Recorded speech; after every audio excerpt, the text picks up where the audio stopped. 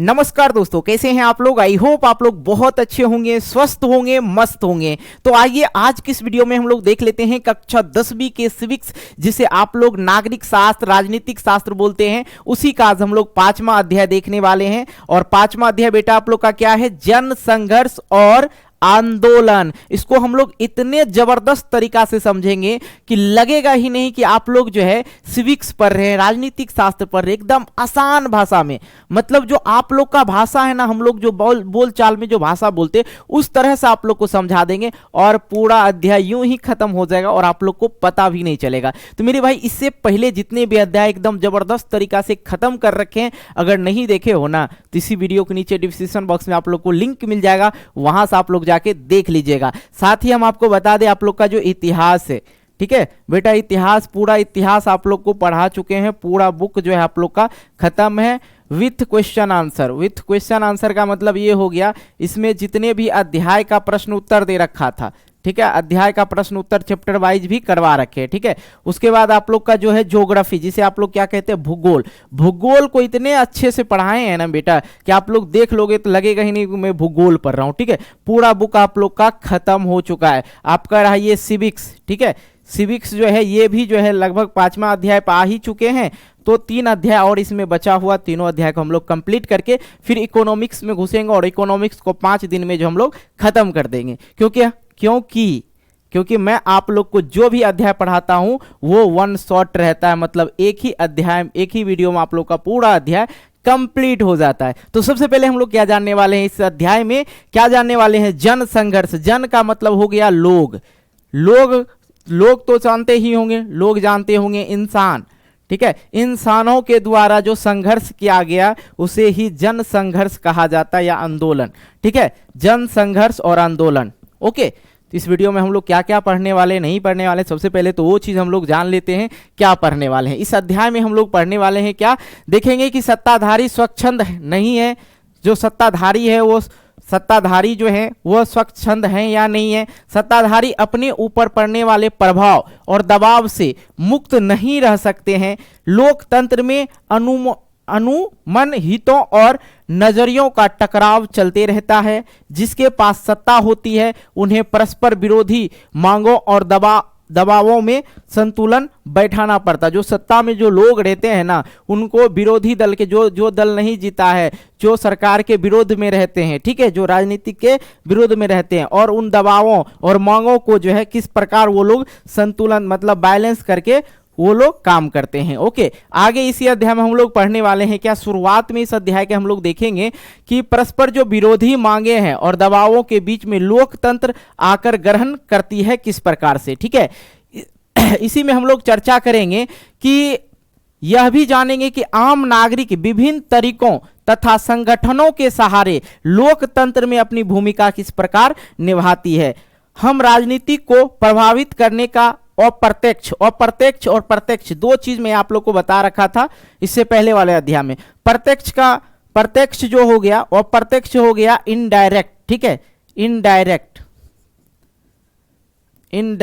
ठीक है। और ये प्रत्यक्ष जो होता है, प्रत्यक्ष का मतलब होता है डायरेक्ट, ओके। हम राजनीति को प्रभावित करने का अप्रत्यक्ष तरीके यानी दबाव समूह और आंदोलन के बारे में हम लोग इस अध्याय में चर्चा करने वाले हैं। अभी क्या क्या पढ़ने वाले वही सब चीज हम पहले समझ लेते हैं, उसके बाद अध्याय को शुरू करेंगे तो मजा आ जाएगा। इसी में पढ़ेंगे बोलबिया और नेपाल, ठीक है। नेपाल और बोलबिया में जो जन संघर्ष हुआ था उसके बारे में हम लोग जानेंगे। नेपाल में लोकतंत्र का आंदोलन हुआ था, किस प्रकार हुआ था, नहीं हुआ था, क्यों हुआ था वहां पे, इसके बारे में जानेंगे। क्योंकि विश्व का सबसे बड़ा लोकतांत्रिक देश कौन सा देश है बेटा, अपना भारत है। मैं बार बार बोलता हूं, विश्व का सबसे बड़ा लोकतांत्रिक देश जो था भारत है, ठीक है। और दूसरी बात कि नेपाल में क्या होता है, नेपाल में पहले तो लोकतंत्र होता है, ठीक है, पहले लोकतंत्र होता है। 1990 ईस्वी में क्या होता है, लोकतंत्र होता है। लेकिन 2006 ईस्वी में क्या होता है, वहां पे राजतंत्र आ जाता था। ये कहानी हम लोग समझेंगे। और बोलबिया में जो था, बोलबिया में पानी के लिए, ठीक है, पानी के लिए मतलब जल के लिए जल संघर्ष हुआ था, ठीक है। इसके बारे में हम लोग समझेंगे। लोकतंत्र और जन संघर्ष के बारे में समझेंगे। उसके बाद लामबंदी और संगठन क्या होता वो समझेंगे। दबाव समूह और आंदोलन के बारे में समझेंगे। वर्ग विशेष के हित समूह और जन सामान्य के हित समूह आंदोलनकारी समूह, इन सभी चीजों के बारे में हम लोग समझेंगे। क्या दबाव समूह और आंदोलन को प्रभाव सकारात्मक होता है? जो आंदोलन हम लोग करते हैं, आंदोलन क्यों करते हैं? किसी भी चीजों को, मांगों को पूरा करवाने के लिए। सरकार जो कुछ गलत कर रही है उसके खिलाफ हम लोग क्या करते हैं? सरकार के खिलाफ आंदोलन कर बैठते हैं। तो इस अध्याय में हम लोग इन्हीं टॉपिक पे हम लोग चर्चा करने वाले हैं। तो सबसे पहले इस अध्याय में हम लोग क्या करते हैं? नेपाल के बारे में जान लेते हैं, उसके बाद बोलीविया के बारे में हम लोग समझ लेंगे। ओके, कोई दिक्कत जी? एकदम जबरदस्त तरीका से समझ में आएगा। आइए सबसे पहले हम लोग समझते हैं नेपाल और बोलीविया में जनसंघर्ष जो हुआ था। पहले आइए नेपाल की ओर। नेपाल जो है बिहार के सटे हुए बॉर्डर है, सटा बॉर्डर से ही सटा हुआ देश है। नेपाल क्या है? देश है, जहां पे अभी भारत के लोगों को जाने के लिए वीजा वगैरह की जरूरत नहीं पड़ता है। नेपाल जो है राज्य नहीं है, बिहार राज्य है, उत्तर प्रदेश राज्य है और एमपी राज्य हो गया, ठीक है, ये सब राज्य है और ये जो है देश है। नेपाल क्या है? देश है। और नेपाल के बारे में बहुत रोचक जानकारी मैं आपको बताता हूं। नेपाल एक ऐसा देश है जो आज तक किसी भी देश का गुलाम नहीं हुआ है। क्यों नहीं हुआ है सर? क्योंकि उसने कभी किसी से लड़ा ही नहीं है, लड़ाई किया ही नहीं किया है, उस पर किसी का शासन नहीं रहा, दूसरे देश का शासन नहीं रहा। बाकी दुनिया में जितने भी लगभग देश है सब पे जो है शासन किया है ब्रिटेन के लोग, लगभग देशों पे उसने क्या किया है? शासन किया, लेकिन नेपाल पे शासन नहीं हुआ। अब बताओ भाई, नेपाल जो है अपने काबिलियत के अनुसार, अपने अनुसार वो जीता है, दूसरे से समझौता वगैरह बहुत वो कम रखते हैं इसलिए। हालांकि होता क्या, सन 2006 ईस्वी में नेपाल में एक आंदोलन प्रारंभ हुआ। इस आंदोलन का लक्ष्य था कि देश में जो है लोकतंत्र को पुनः लागू करना। मेरे भाई, भारत के अंतर्गत क्या है? भारत के अंतर्गत लोकतांत्रिक देश है। भारत क्या है? लोकतांत्रिक देश है। और ये जो देख के यहाँ की जो सुरक्षा व्यवस्था, हर व्यवस्था को जब देखा कि भारत के लोग इतने सुख चैन से जी रहे हैं, इनकी व्यवस्था सही है, गरीब लोगों के पास राशन मिल जाता, बहुत सारी चीज, सबके लिए समान कानून है, तो उन लोगों को लगा कि क्यों ना हम लोग के देश में भी क्या किया जाए? लोकतंत्र को लाया जाए। ये जो धीरे धीरे प्रचार प्रसारण धीरे धीरे जो हुआ यहाँ से, भारत से ही लगभग देशों में हुआ है लोकतंत्र को लेके। तो विश्व का सबसे बड़ा लोकतांत्रिक देश भारत है। तो वो नेपाल की अगर कहानी सुनाए आपको, तो 2006 ईस्वी में नेपाल में एक आंदोलन होता है और उस आंदोलन का मुख्य कारण था कि भाई लोकतंत्र को पुनः आपस लाना है। तो इसका मतलब है कि इससे पहले पुनः आपस लाने के मतलब क्या हो गया कि इससे पहले लोकतांत्रिक देश था, लेकिन किसी वजह से राजतंत्र हो गया। लोकतंत्र था लेकिन क्या हो गया? राजतंत्र हो गया। तो देखो यहाँ पे स्पष्ट शब्द में लिखे हैं, 2006 में नेपाल में एक आंदोलन प्रारंभ हुआ और इस आंदोलन का लक्ष्य था देश में लोकतंत्र को पुनः लागू करना। इसका मतलब यह हुआ कि वहां पे तो पहले लोकतंत्र था, लेकिन फिर क्या हुआ? वहां पे राजतंत्र हो गया। अब कैसे हुआ, इन चीजों के बारे में समझिए। यानी कि शासन का बगडोर राजा के हाथ से लेकर पुनः जनता के हाथ में सौंपना था। क्या था? जनता के हाथ में सौंपना था। हालांकि हम लोग का जो देश है भारत, भारत में जो है सत्ता का बगडोर जो है जनता के हित में होता है कि नहीं जी? अगर मान लिया जाए हम चाहें कि इस बार किसी और मंत्री को बनाना है, इस बार किसी और को प्रधानमंत्री नियुक्त करना है, प्रधानमंत्री बनाना है, तो ये हम लोग के हाथ में भैया, हम किसी और को प्रधानमंत्री बना सकते हैं। हम लोग के हाथ में कि किसी और को मुख्यमंत्री बनाना है, तो हम लोग के हाथ में है कि बगडोर कि हम लोग मुख्यमंत्री को बना सकते हैं, दूसरा मुख्यमंत्री बना सकते हैं, है कि नहीं जी? ये चीजें, क्योंकि हम लोग यहाँ पे क्या करते हैं? वोट देके कि प्रतिनिधि को चुनते हैं, है कि नहीं? यही चीज, यानी कि सत्ता का जो बगडोर था, मतलब राजा के हाथ से लेकर पुनः जनता के हाथ में सौंपना था। नेपाल में सन 1990 की कहानी अगर सुनेंगे तो 1990 में नेपाल जो था लोकतांत्रिक देश हो चुका था। अब ऐसा बात होता है और 2006 में क्या होता है जो वहां पे लोकतंत्र को हटा दिया जाता है। 2006 में लोकतंत्र को वहां हटा दिया जाता। 1990 की बात करें तो नेपाल में जो था लोकतांत्रिक देश था। नेपाल क्या था? लोकतांत्रिक देश था। 1990 के पहले नेपाल का राजा जो था, कौन था? राजा वीरेंद्र था। कौन था? राजा वीरेंद्र था। और राजा वीरेंद्र जो थे बहुत अच्छे राजा थे। क्यों? कैसे सर अच्छे राजा थे? लोकतंत्र स्थापित होने के बाद राजा जो वीरेंद्र थे, राजा वीरेंद्र को औपचारिक रूप से सिर्फ राज्य का क्या बना दिया गया? प्रधान बना दिया गया था। ठीक है। यहां सत्ता का बगडोर, जितने भी बगडोर था सत्ता का, वो सारा का सारा किसके हाथ में था? लोगों के हाथ में था। लेकिन जो राज्य का प्रधान था उसके रूप में किसको रखा गया? राजा वीरेंद्र को ही रखा गया था। ठीक है, परंतु वास्तविक सत्ता, अगर मैं बात करूं, वास्तविक सत्ता का प्रयोग जनता के निर्वाचित प्रतिनिधियों के हाथ में ही था।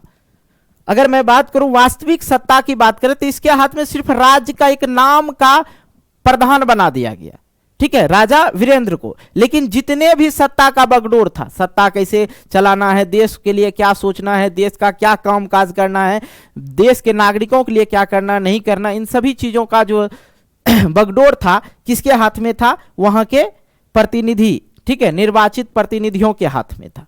यह राजा वीरेंद्र के समय में। कब? 1990 में।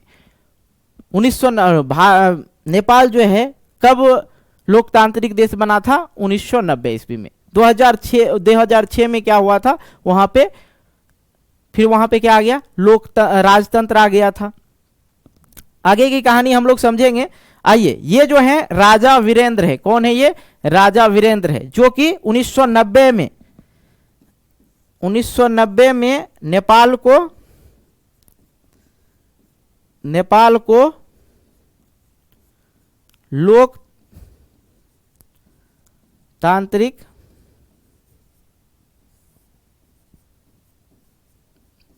देश का सिर्फ प्रधान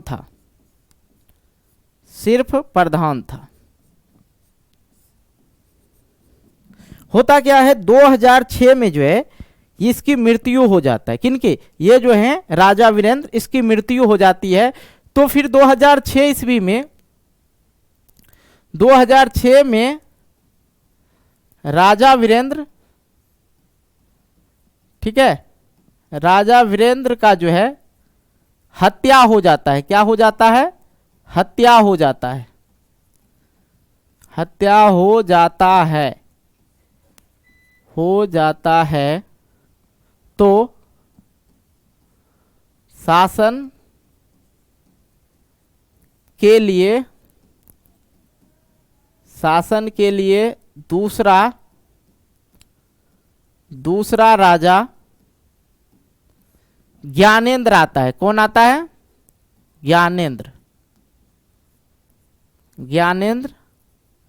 आते हैं। और आते ही इसने क्या करता है? आते ही ये क्या करते हैं? नेपाल में जो था, नेपाल में शासन करते ही इसने क्या किया? शासन करते ही लोकतंत्र को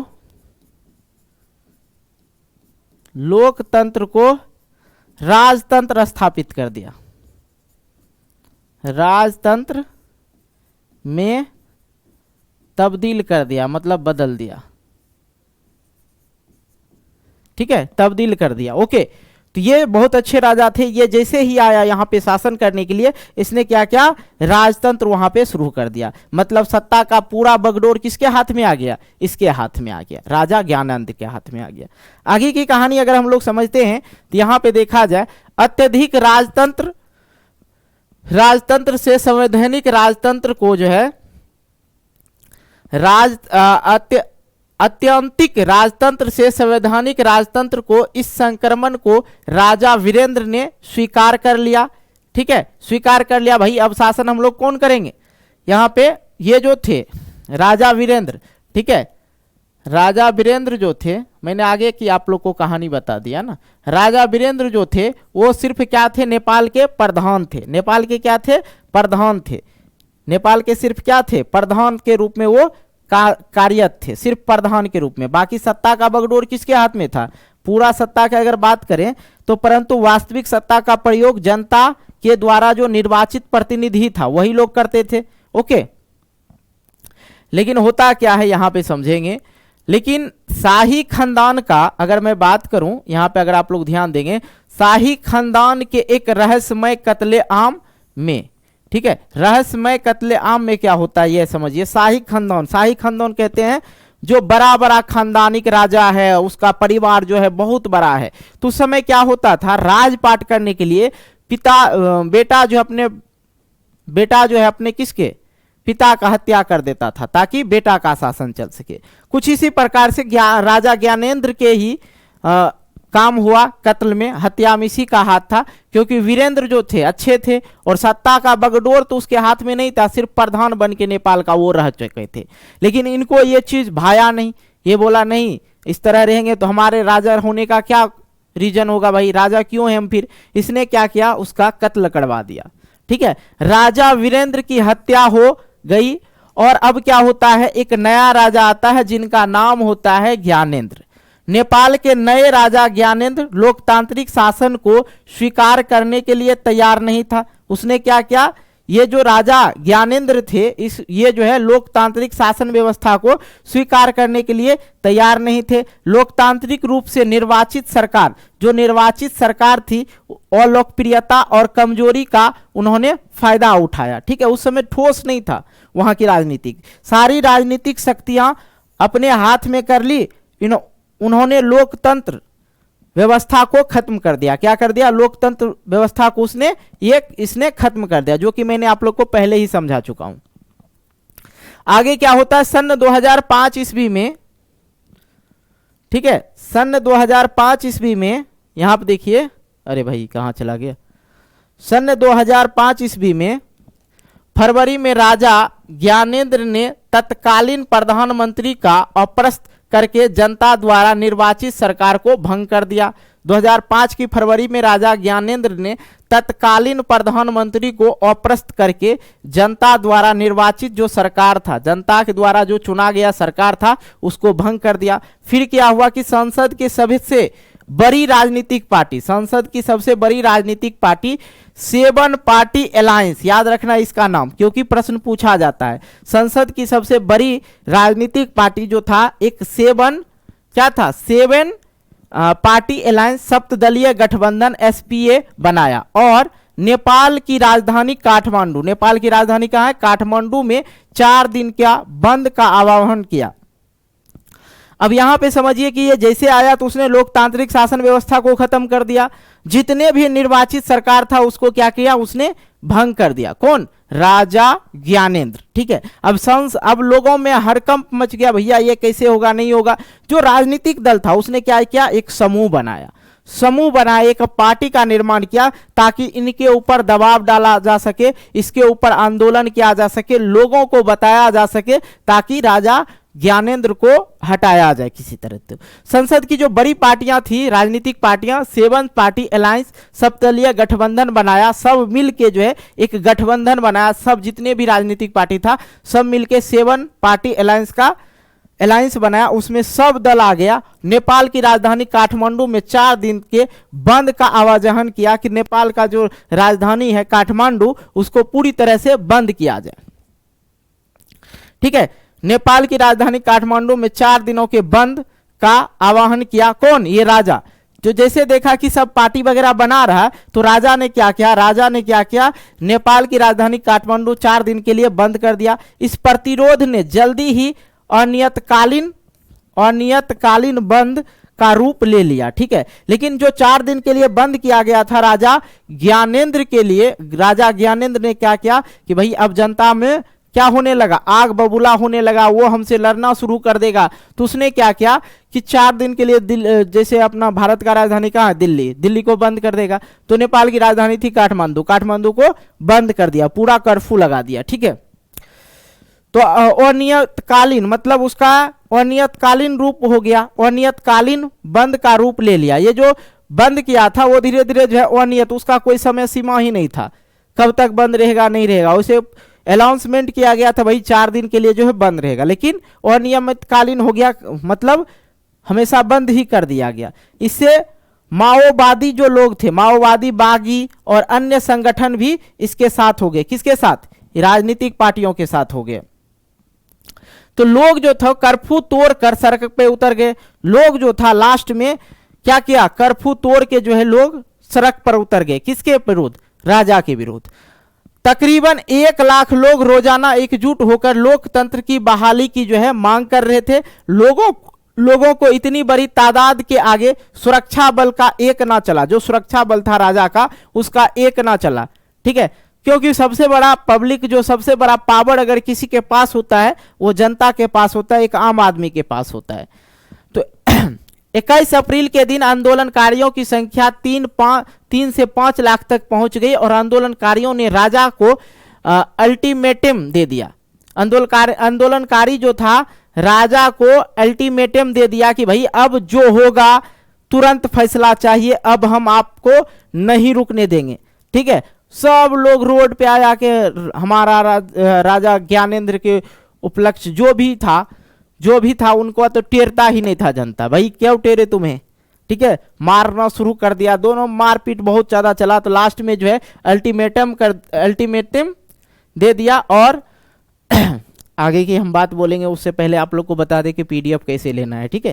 तो बेटा पीडीएफ के लिए आप लोग को इस नंबर पे जो है व्हाट्सअप नंबर है 8581802929, इस नंबर पे आप लोग को व्हाट्सअप करना है और बोलना है मुझे पंकज स्टडी सेंटर का जो है कोर्स परचेज करना है, क्योंकि आप लोग को पेड कोर्स में जुड़ना पड़ेगा। और पेड कोर्स का जो प्राइस है बेटा 299 रुपया है। और इसमें आप लोग को पूरा कक्षा 10वीं का जो भी किताब है सभी का नोट्स वगैरह जो है पीडीएफ वगैरह आपको प्रोवाइड किया जाएगा, साथ में डाउट क्लास, लाइव क्लास भी रहता है। तो इसको जल्दी से आप लोग परचेज कर लें। बाकी अगर वीडियो अच्छी लग रही है, यहाँ तक अगर आप लोग समझ रहे हैं, तो इस वीडियो को क्या करना है, लाइक कर देना है, आप लोग को सब्सक्राइब भी कर लेना। आज मैं आप लोग को बोल रहा हूँ इस वीडियो को कम से कम आप लोग एक बंदा जो है एक आदमी के पास जरूर शेयर करना और कमेंट करके बताना कि क्या अच्छा लगा या कैसा लगा।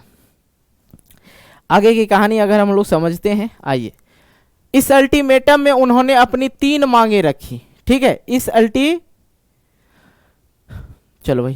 अल्टीमेटम में उन्होंने अपनी 3 मांगे रखी। संसद की बहाल किया जाए, सर्वदलीय सरकार बने, एक नई संविधान सभा का गठन किया जाए। ये सब जो मांगे थी बेटा, ये सब जो मांगे था किनका था, जनता लोग का मांगे था। और 24 अप्रैल 2006 यानी कि अल्टीमेटम देने की 3 दिन बाद राजा ज्ञानेंद्र को अपनी सभी मांगों को पूरा करना पड़ा। और एसपीए जो सप्तदलीय पार्टी अलायंस, क्या नाम है, एसपीए का फुल फॉर्म क्या होगा, 7 पार्टी अलायंस, या हाँ 7 पार्टी अलायंस होता है, ने गिरिजा प्रसाद कोइराला को अंतरिम सरकार का प्रधानमंत्री बनाया। ओके, तो राजा को लास्ट में जो है झुकना पड़ा जनता के सामने। और जनता की 3 मांगे थी, संसद का बहाल किया जाए, सर्वदलीय सरकार बने, एक नई संविधान सभा का गठन किया जाए। 1924-2006 यानी कि अल्टीमेटम देने के 3 दिन बाद राजा ज्ञानेंद्र को उनकी सभी मांगों को पूरा करना पड़ा। और एसपीए ने गिरिजा प्रसाद कोइराला को अंतरिम सरकार का क्या बना दिया, प्रधानमंत्री बना दिया। ओके, आगे हम लोग आते हैं 2008 में क्या होता है, 2008 में राजतंत्र को खत्म किया गया और नेपाल में संघीय लोकतांत्रिक, ठीक है, संघीय लोकतांत्रिक गणराज्य बन गया। 2015 में यहाँ एक नए संविधान को अपनाया गया, एक नया संविधान को निर्माण किया गया 2015 में। नेपाल के लोगों को यह संघर्ष पूरे विश्व के लोकतांत्रिक प्रेमियों के लिए क्या रहा, प्रेरणादायक रहा। क्या रहा, प्रेरणादायक रहा। किस प्रकार से सरकार को वहां पे बदल के उसने, वहां पे अपने आप में न हुआ था जी, वहां पे कुछ चीजें तो नहीं थी।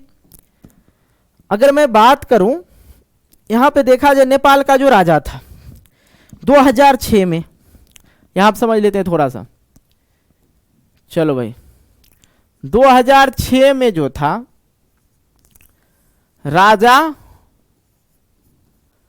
राजा वीरेंद्र था और उसने सारे चीज को माना था, ठीक है। उसके समय में जो था सिर्फ वो प्रधान बन के रह गया था। क्या बन के रह गया था, प्रधान बन के रह गया था। और इनकी हत्या होने के बाद कौन शासन आता है, राजा वीरेंद्र का, ठीक है, राजा ज्ञानेंद्र आता है ना जी, ज्ञानेंद्र। ओके, ज्ञानेंद्र। और ये क्या करता है, वहां पे लोकतंत्र को खत्म कर देता है, लोकतंत्र को खत्म कर देता है। लोकतंत्र को खत्म करने के बाद सत्ता का बागडोर जो है अपने हाथ में ले लेता है। यही सब मैंने बताया, सत्ता का बागडोर अपने हाथ में ले लेता है।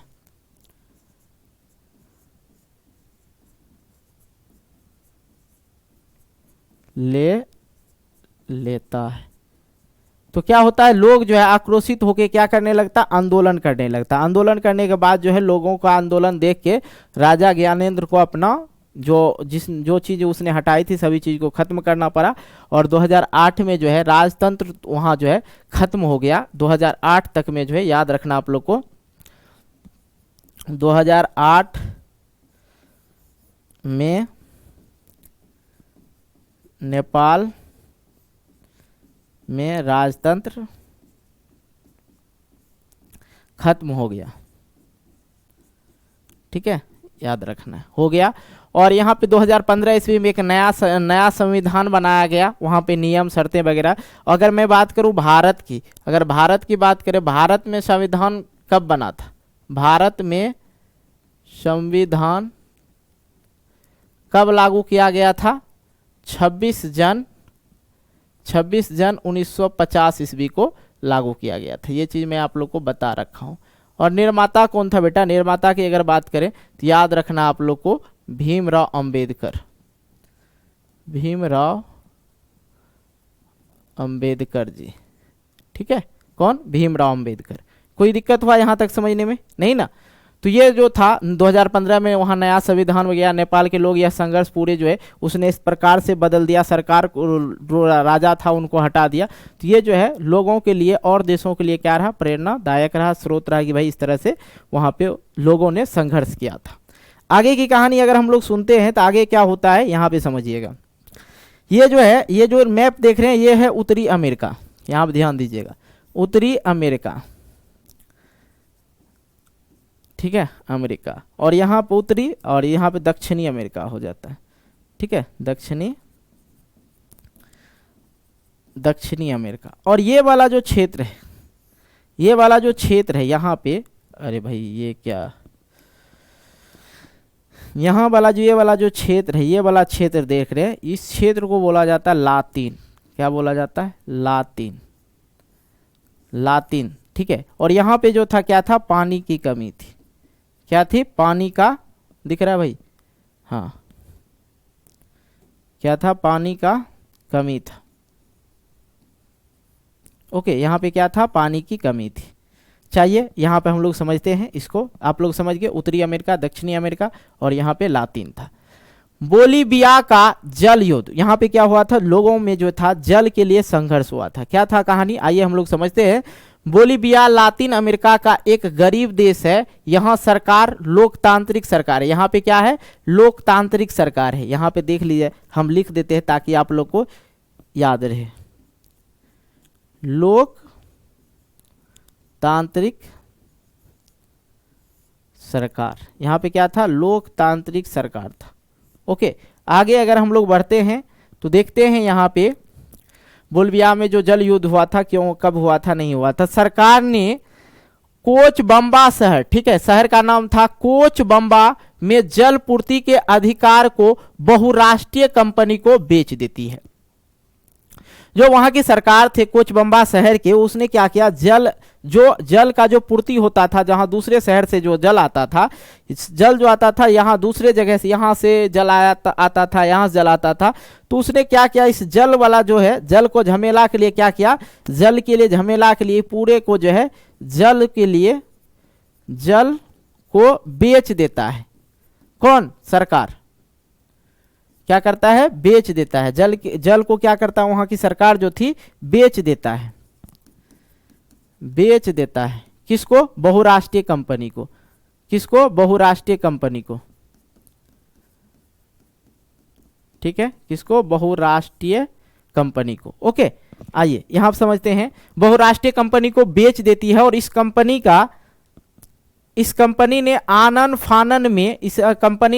फानन में क्या क्या? पानी की कीमत में 4 गुना इजाफा कर लिया। मतलब मुनाफा के लिए जो कंपनी को सरकार ने पानी बेचा था, वो कंपनी क्या किया? अपना 4 गुना मुनाफा करने के लिए अधिक दाम बढ़ा दिया, पानी का 4 गुना मुनाफा लेने लगा पानी पे, ठीक है। लेकिन लोगों का अगर अनेक लोगों का पानी का जो मासिक बिल था 1000 रुपया तक पहुंच जाता था, वहां लोगों का जो था सिर्फ पानी का बिल जो है 1000 रुपया पहुंच जाता था। सिर्फ पानी का जो था, पानी का बिल, मासिक बिल जो था, मासिक महीने में आता था पानी का बिल, तो 1000 रुपया हो गया था। 1000 रुपया सिर्फ पानी में ही जाता था। अगर मैं बात करूं वहां की आमदनी का, लोगों के द्वारा कमाए गए आमदनी जो था सिर्फ 5000 था। आमदनी 5000, 1000 पानी में, तो खाना पीना कैसे होगा मेरे भाई, संभव ही नहीं था।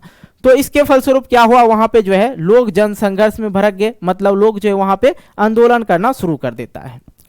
अब यहाँ पे आते हैं सन 2000 की जनवरी में श्रमिकों, मानवाधिकार कार्यकर्ता तथा सामुदायिक नेताओं ने मिलकर विरोध प्रदर्शन किया। किसके? सरकार के। उनकी मांग थी कि जल पूर्ति का कार्य फिर से नगर पालिका के हाथ में दे दिया जाए, ठीक है। सरकार बातचीत के लिए राजी हुई, सरकार जो थी बातचीत के लिए राजी हुई, हड़ताल वापस ले लिया। लोग क्या क्या, सरकार जब राजी हो गया, चलो ठीक है हम आप लोग से बात कर लेते हैं, तो बोला ठीक है, हड़ताल को क्या कर लेता है, जनता लोग हड़ताल जो कर रहा था उसके वो वापस कर लेता है। पर सरकार का कोई कदम नहीं उठाया गया। फिर सरकार जो अपनी बात से क्या हो गया, मुकर गया। 2000 ईस्वी में फिर आंदोलन शुरू हो गया, लेकिन इस बार पुलिस ने बर्बरतापूर्वक दमन किया।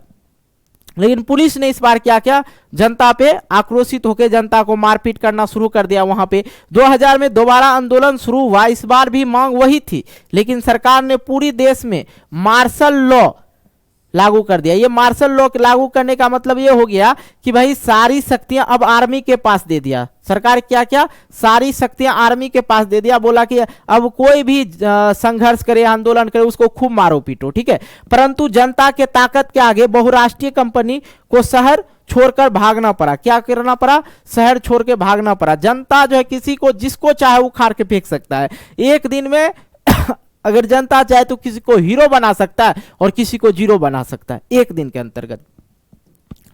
आगे आते हैं, आगे है कि सरकार को आंदोलनकारियों की सारी मांगे माननी पड़ी। बहुराष्ट्रीय कंपनी के साथ साथ किया गया करार रद्द कर दिया गया और जल आपूर्ति दोबारा नगर पालिका के हाथ में सौंपकर पुरानी दरें, जो पुराने समय में जो दर था, पहले जो दर था वही दरें लागू कर दिया। और इस आंदोलन को बोलबिया का जल युद्ध के नाम से जाना जाता है। आई होप आप लोग समझ गए होंगे। आइए अब हम लोग समझते हैं लोकतंत्र और जनसंघर्ष। लोकतंत्र और जनसंघर्ष, तो इन दो कथाओं में आप लोग ने देखा, इन दो कथा में आप लोग ने देखा, एक नेपाल में लोकतांत्रिक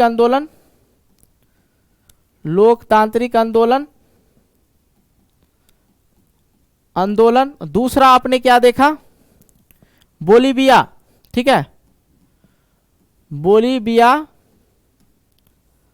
बोलीविया में जल युद्ध हुआ था। इसमें भी लोगों का ही संघर्ष रहा, लोग ने ही इसको हटाया था, ठीक है। बोलबिया का जल युद्ध को कौन खत्म किया, लोग ने ही, जनता ही ने। सरकार पे दबाव डाला, बहुराष्ट्र कंपनी बोला भैया अब मेरे से नहीं होगा, जनता नहीं संभाला जाएगा। नेपाल में चले आंदोलन का लक्ष्य लोकतंत्र को स्थापित करना था, जबकि बोलबिया में जनसंघर्ष में एक निर्वाचित और लोकतांत्रिक सरकार को जनता की मांग मानने के लिए बाध्य किया गया। परंतु इसमें बहुत समानताएं भी है, दोनों आंदोलन में जो है क्या है, समानता है, क्योंकि जनता ने अपनी मांगों को सरकार से पूरा करवाया। परंतु दोनों इसमें बहुत समानता भी है। यह दोनों कथाएं राजनीतिक संघर्ष, ठीक है, यह दोनों कथाएं राजनीतिक संघर्ष का क्या है, उदाहरण है। दोनों ही घटनाओं में जनता का बहुत पैमाने पे क्या हुआ, लामबंदी हुआ, ठीक है। दोनों ही घटने में राजनीतिक संगठनों की भूमिका क्या रहा, निर्णायक रहा। ओके, आगे हम लोग बढ़ते हैं। पूरे विश्व में जहां भी लोकतंत्र स्थापित हुआ संघर्ष के माध्यम से ही हुआ। भारत के अंदर जो लोकतांत्रिक स्थापित किया गया, भारत जो पहले था किसके गुलाम, तो किसके गुलाम कहेंगे, अंग्रेज लोग के। उससे पहले किसका, मुगल लोग का। भारत सब दिन सबका गुलाम ही रहा। उसके बाद जो है भारत जो है लोकतांत्रिक देश बना और यहाँ पे जो है आजाद हो गए हम लोग, स्वतंत्र हो गए। ओके, स्वतंत्र कब हुआ, 15 अगस्त 1947 ईस्वी को। इससे कुछ सामान्य निष्कर्ष निकाल सकता है। राजनीतिक का जन संघर्ष के द्वारा ही विकास होता है। लोकतांत्रिक संघर्ष का समाधान जनता के व्यापक लामबंदी के द्वारा होता है। संघर्ष और लामबंदियों का आधार राजनीतिक संगठन होता है। ओके, ये चीज समझ में आ गया आप लोग को। आइए, लामबंदी मैंने आप लोग को बताया था, लामबंदी और संगठन के बारे में बताएंगे। नेपाल में जो जन संघर्ष हुआ था, राजनीतिक दलों के अलावा अन्य संगठन भी उसमें शामिल था, जैसे कि सेवन पार्टी अलायंस था। समान पेशे, हित, आकांक्षा अथवा मत के जो लोग थे समान उद्देश्य के प्राप्त के लिए एकजुट हुए थे। लोग जो डेली 1 लाख से अधिक लोग नेपाल में जुट रहे थे। क्यों? वहां पे जो है लोकतंत्र को आपस लेना था। अगर बोलबिया की अगर हम लोग बात करते हैं तो फेडेकोर नामक संगठन बनाया था। ठीक है, इस संगठन में इंजीनियर, पर्यावरणवादी समेत स्थानीय कामकाजी लोग भी शामिल हुआ था। इसी को बोला जाता है लामबंदी और संगठन। ठीक है, लामबंदी और संगठन। तो इन सब से हमें क्या पता चलता है? इन सब से पता चलता है कि किसी भी लोकतंत्र में एक बड़े संघर्ष के पीछे संगठन होता है जो अहम भूमिका निभाती है, और इस तरह के संगठन को ही लामबंदी संगठन कहते हैं। कोई भी आंदोलन, कोई भी चीज मांग पूरा करवाने के लिए हम लोग क्या करते हैं? पहले नंबर एक संगठन बनाते हैं। संगठन बना के हम लोग आंदोलन में भाग लेते हैं। आंदोलन लंबे समय तक करने के बाद जो है कोई भी शासन सत्ताधारी रहे, शासक रहे, उसको लास्ट में अपनी मांग को पूरा करवा ही लेते हैं जनता, क्योंकि एक के लिए नहीं होता है। जो मांगे होती है सभी लिए होती है, पूरे जनता के लिए होती है, इसलिए जनता उसमें क्या करते हैं? अपनी भागीदारी को अच्छी तरह से निभाते हैं। ओके, आइए आगे हम लोग समझते हैं।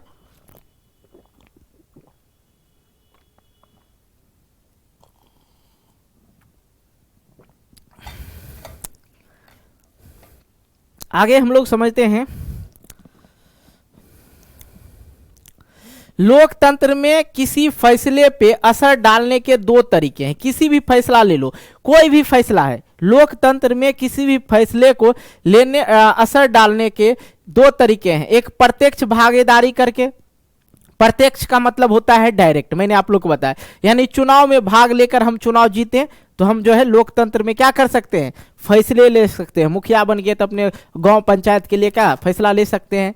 जिला परिषद बन गए तो अपने जिला परिषद क्षेत्र में फैसला ले सकते हैं। नेता बनकर सीधे ही शक्ति का अपने हाथ में नियंत्रण कर सकते हैं। दूसरा हो गया अप्रत्यक्ष, ये हो गया डायरेक्ट। ठीक है, डायरेक्ट। और ये हो गया आपका इनडायरेक्ट।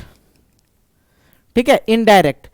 इनडायरेक्ट मतलब डायरेक्ट में आप नेता बन जाओ, नेता बन के सत्ता का बगडोर अपने हाथ में ले लो। दूसरा इनडायरेक्ट में संगठन बनाकर लोगों को अपने हित अथवा नजरियों को बढ़ावा दे सकते हैं। सार्वजनिक मांगों उठाते रहिए। ऐसे ही समूह या संगठनों को हम दवाई समूह के या हिये समूह कहते हैं। दबाव समूह होना चाहिए, यहाँ पे गलत है। ठीक है, दबाव समूह,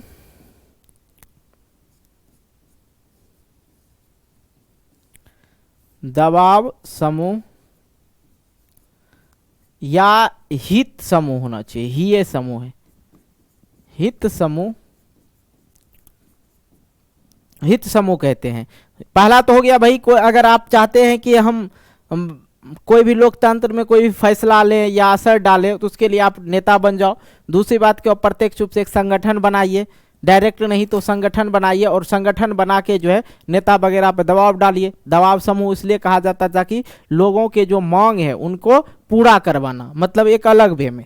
ठीक है, आगे की ओर अगर हम लोग बढ़ते हैं तो आगे देखते हैं क्या कि दबाव समूह और आंदोलन में जो है अंतर क्या है। दबाव समूह और राजनीतिक दल है, ये जो है दबाव समूह होता है और राजनीतिक दल होता है। एक संगठन के द्वारा इसको चलाया जाता है ताकि कोई भी चीज, जनता का कोई भी मांग है उसको पूरा करवाया जाता है, और इसमें जनता भागीदारी होते हैं। और राजनीतिक दल का एक राजनीतिक संगठन होता है। राजनीतिक दल जो होता है, अगर मैं दबाव समूह और राजनीतिक पढ़ रहे ना, और आंदोलन, दबाव समूह और आंदोलन, राजनीतिक दल होना चाहिए। क्या यार, नीतिक दल, ठीक है, यहां पे लिखना होगा। आइए, राजनीतिक दल एक राजनीतिक संगठन है, और यहां पे देखिए इसमें हम लोग देख लेते हैं दबाव समूह और राजनीतिक दल है। दबाव समूह का उद्देश्य लोगों का कल्याण करना होता है, और राजनीतिक दल का उद्देश्य होता है सिर्फ सत्ता को प्राप्त करना होता है। राजनीतिक दल में जो भी लोग रहते हैं उनका एक ही एक ही उद्देश्य रहता है भाई, सत्ता को प्राप्त करना है। ठीक है, नेक्स्ट आते हैं दबाव समूह सरकार पर जो है दबाव डालती है, और राजनीतिक दल जो है संवैधानिक रूप से सरकार की मदद करती है। जो संविधान में लिखा गया नियम अनुसार वो क्या करती है, सरकार की मदद करती है। दबाव समूह चुनाव में भाग नहीं लेते हैं, लेकिन यहां पे देखा जाए राजनीतिक दल जो है चुनाव में भाग लेते हैं। ठीक है, दबाव समूह किसी एक वर्ग हित को लेकर चलाया जाता है। दबाव समूह जो है किसी एक वर्ग हित के लिए चलाया जाता है, लेकिन अगर मैं बात करूं राजनीतिक दल जो है सभी लोगों और वर्गों के हित में ये काम करेंगे। दबाव समूह सदस्य एक साथ कई दबाव समूह में भाग ले सकते हैं, लेकिन राजनीतिक दल एक सदस्य एक समय में ही एक राजनीतिक दल का सदस्य बन सकता है। ओके, आइए आगे की ओर हम लोग बढ़ते हैं। यहां पे देखा जाए दबाव समूह के रूप। दबाव समूह दो तरह के होते हैं, वर्ग विशेष के हित में जो किसी एक वर्ग ठीक है, किसी एक वर्ग या समूह के हित में कार्य करे या आंदोलन करे। जन सामान्य के हित समूह, ठीक है, जन सामान्य हित को दूसरों में लेता है, जहां पे जन लोगों के समूह में भी ये लोग भाग ले लेते हैं। ओके, आइए आगे हम लोग बढ़ते हैं। वर्ग विशेष हित समूह जो होता है इसके बारे में हम लोग समझते हैं। वर्ग विशेष हित दो मैंने आप लोग को बताया ना, यहाँ पे एक दबाव समूह का दो तरीका होता है। दबाव समूह का जो है दो तरह के होते हैं, एक वर्ग विशेष के हित समूह और एक जन सामान्य हित समूह। दोनों को हम लोग समझ लेते हैं। आइए यहाँ पे समझते हैं पहले वर्ग विशेष के हित समूह। वर्ग विशेष हित समूह अनुमन समाज के किसी खास हिस्से अथवा समूह के हितों को बढ़ावा देते हैं। इसका लक्ष्य होता है एक छोटे से वर्ग को अच्छा बनाना होता है, क्योंकि यह समाज के किसी खास तबके मसलन मजदूर, कर्मचारी, व्यवसाय, उद्योगपति, धर्म विशेष के अनुयायी अथवा किसी खास जाति आदि का प्रतिनिधित्व करता है। कौन? हित समूह या दबाव समूह। ऐसे दबाव समूह का मुख्य सरोवर पूरे समाज का नहीं बल्कि अपने सदस्य का बेहतरीन और कल्याण करने का सोचते हैं। आगे की ओर अगर हम लोग बढ़ते हैं तो देखते हैं यहाँ पे उदाहरण के आमतौर पे जैसे नीदरलैंड भारत हो गया, भारत नीदरलैंड व्यापार संगठन हो गया। यह एक संगठन है जो उन व्यवसायियों के विचारों का सहयोग करते हैं जो भारत और नीदरलैंड के बीच में क्या करते हैं, व्यापार करते हैं। नेक्स्ट आते हैं हम लोग देख लेते हैं इसमें जन सामान्य हित समूह। जन सामान्य हित समूह ऐसे संगठन किसी खास हितों के बजाय सामूहिक हित प्रतिनिधित्व करता है। इसका लक्ष्य होता है अपने सदस्य का नहीं बल्कि किन्हीं और का मदद करना होता है। उदाहरण के लिए आप लोग समझ सकते हैं बामसेफ। बामसेफ मतलब BAMCEF, ठीक है, बामसेफ इसका शॉर्ट नेम हो गया। और इसका अगर देखेंगे तो backward and minority communities employees federation, ठीक है, फेडरेशन। ये जो है क्या होता है, अगर मैं इसकी बात करूं तो ध्यान से समझना, ऐसे संगठन किसी खास हित के बजाय सामूहिक हित का प्रतिनिधित्व करता है। जन सामान्य हित समूह, ठीक है, जन सामान्य लोगों का क्या कोई खास समूह का ये क्या करता है, प्रतिनिधित्व करता है। और इनका लक्ष्य होता है कि अपने सदस्य नहीं बल्कि किन्हीं और का भी मदद करना होता है। ठीक है, जैसे कि यहाँ पे बात करें बामसेफ, ठीक है, बामसेफ क्या होता है, backward and minority communities employees federation. यह मुख्यतः सरकारी कर्मचारी का संगठन है जो जातिगत भेदभाव के खिलाफ अभियान चलाता है। क्या चलाता है?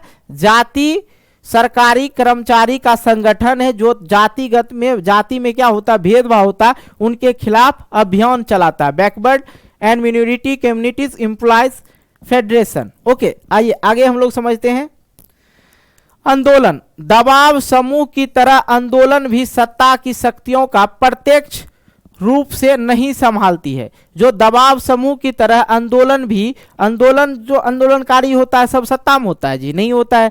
तो आंदोलन भी सत्ता में शक्तियों का प्रत्यक्ष रूप से नहीं संभालती है, यह सिर्फ राजनीति को प्रभावित करता है। दबाव समूह के विपरीत आंदोलन संगठन जो है क्या होता है, ढीला होता है। आंदोलन में फैसले अनौपचारिक ढंग से लिए जाते हैं और यह फैसला लचीले भी होते हैं क्योंकि आंदोलन जनता की भागीदारी पर निर्भर करता है। उदाहरण के लिए नेपाल में जो जन संघर्ष हुआ था, हमने उसमें देखा कि लोकतंत्र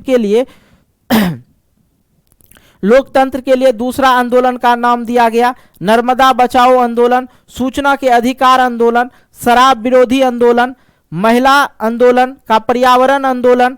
ठीक है, ये सब जो आंदोलन हुआ था ये लोगों के एक सामूहिक रूप था, और इसमें लोग अगर हट जाते हैं तो आंदोलन क्या हो जाता है, कमजोर हो जाता है।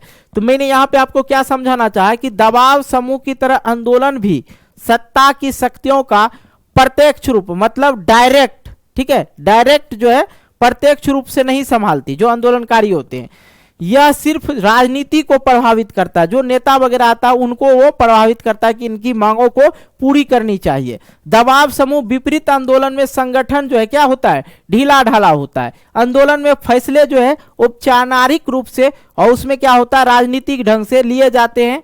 और क्योंकि आंदोलन जनता की भागीदारी पर निर्भर करता है कि जनता कितने हैं। अब 10 गो लोग मिलकर चाहेगा आंदोलन करना तो वो संभव नहीं है। उदाहरण के तौर पे नेपाल में क्या हुआ था, जनसंघर्ष हुआ था, पूरे नेपाल के लोग जो थे मिलजुल के इस संघर्ष में भाग लिए थे। नर्मदा बचाओ आंदोलन में लोगों का बहुत बड़ा योगदान रहा। सूचना का अधिकार आंदोलन, शराब विरोधी आंदोलन, महिला आंदोलन, पर्यावरण आंदोलन, इन सभी में लोगों ने एक साथ मिलकर काम किया था, सभी लोगों ने। ओके, आगे की ओर आते हैं। दबाव समूह और आंदोलन राजनीति पर कैसे असर डालता है। जो दबाव समूह है, दबाव समूह जो डायरेक्ट रूप से जो है सरकार को नहीं प्रभावित करता है। राजनीतिक समूह जो है क्या करता है, मैंने आप लोग को दोनों बता रखा है भाई, ध्यान देना नहीं तो मिस्टेक मत करना। मैंने यहाँ पे बताया था ना आप लोग को, हाँ, दबाव समूह। इसमें दबाव समूह मैंने आप लोग को बताया, दबाव समूह जो है और राजनीतिक दल होता है। दबाव समूह उद्देश्य लोगों का कल्याण करना होता है और दबाव समूह सरकार पर दबाव डालते रहती है। लेकिन राजनीतिक पार्टी जो है संवैधानिक रूप से सरकार की क्या करती है, मदद करती है। आगे की ओर हमने यहाँ पे देखा, यहीं पे थे ना जी, हाँ, यहाँ पे समझिएगा दबाव समूह और आंदोलन राजनीति पर कैसे असर डालता है। जो दबाव समूह है वो क्या करता है, दबाव समूह एक संगठन बनाता है, किसी वर्ग हित के लिए वो कार्य करता है, ठीक है, जन कल्याण के लिए। तो एक तरह से आंदोलन ही हुआ। और वो कह रहा है कि राजनीति पे कैसे अपना असर डालता है।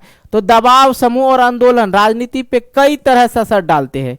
जनता का समर्थन, सहानुभूति हासिल कर लेता है, इसके लिए सूचना अभियान चलाते हैं, बैठक आयोजित करना होता है। ऐसे अधिकतर समूह मीडिया को प्रभावित करने की कोशिश करते हैं ताकि उसके मामलों पर मीडिया ज्यादा ध्यान दे। ऐसे समूह अक्सर हड़ताल, सरकारी कामकाज में बाधा पहुंचाते हैं जैसे उपायों का सहारा लेते हैं ताकि सरकार उनकी मांगों की तरफ क्या दे, ध्यान देने लगे। ओके, आगे की ओर बढ़ते हैं। दबाव समूह और आंदोलन दलीय राजनीति में भाग नहीं लेते हैं, लेकिन वह राजनीतिक दलों पर क्या करता है, अपना असर डालता है। कुछ मामले में दबाव समूह और राजनीतिक दलों द्वारा ही बनाए गए हैं, ठीक है। ऐसे बहुत बार होता है कि राजनीतिक दल अपने सदस्यों के जरिए दबाव समूह का निर्माण करता है जिससे उनका ज्यादा जनता का सहयोग मिल सके। ओके, अब आते हैं हम लोग यहाँ पे समझते हैं अप्रत्यक्ष, ठीक है, यहाँ पे समझते हैं हम लोग अप्रत्यक्ष संबंध। अधिकांशतः दबाव समूह और आंदोलन का राजनीतिक दलों से प्रत्यक्ष जो है संबंध नहीं होता है, डायरेक्ट नहीं होता है। प्रत्यक्ष मैंने बोला था ना आप लोग को, डायरेक्ट चुनाव लड़ लो। ओके, पहले दोनों पर परस्पर विरोध पक्ष होते हैं और फिर बाद में यह लोग आपस में सुलह कर लेते हैं। कभी कभी आंदोलन राजनीतिक दल का रूप अख्तियार कर लेती है, जैसे तमिलनाडु में डीएमके, ठीक है, डीएमके पार्टी, वह पहले एक दबाव समूह था। दबाव समूह से क्या हो जाता है, ये लोग राजनीतिक पार्टी में अख्तियार हो जाता है। अख्तियार का मतलब बन जाता है। दबाव समूह या आंदोलनकारी धीरे धीरे आंदोलन करते करते वो नेता बन जाता है। वही चीज हम आपको समझा रहे थे। ओके, आइए, क्या दबाव समूह की अगर मैं बात करूं, क्या दबाव समूह और आंदोलन को प्रभाव सकारात्मक होता है? क्या दबाव समूह और आंदोलनकारी जो होते हैं उनका प्रभाव वो लोग जो मांगे मंगवाती है सरकार से, जो करवाती है, वो सकारात्मक होती है या नहीं? समूह लोकतंत्र के आधारभूत संरचना को कमजोर कर देता है। साथ ही इससे राजनीति और अस्थिरता भी आ जाती है। यह राजनीतिक सत्ता की शक्ति का अप्रत्यक्ष रूप से धारण कर लेती है और इनकी जिम्मेदारी भी नहीं लेती है, परंतु उनके कुछ फायदे भी हैं। देखो, अब देखो आंदोलन करते हैं, बहुत सारा चीज क्या होता है, नाश भी होता है, विनाश होता है ना जी। गाड़ी जला देना, धरना प्रदर्शन कर, ये सबसे क्या होता है, लोगों को दिक्कत होता है, बहुत लोगों को, और ये इससे फायदे भी होते हैं। आइए थोड़ा सा हम पानी पी लेते हैं।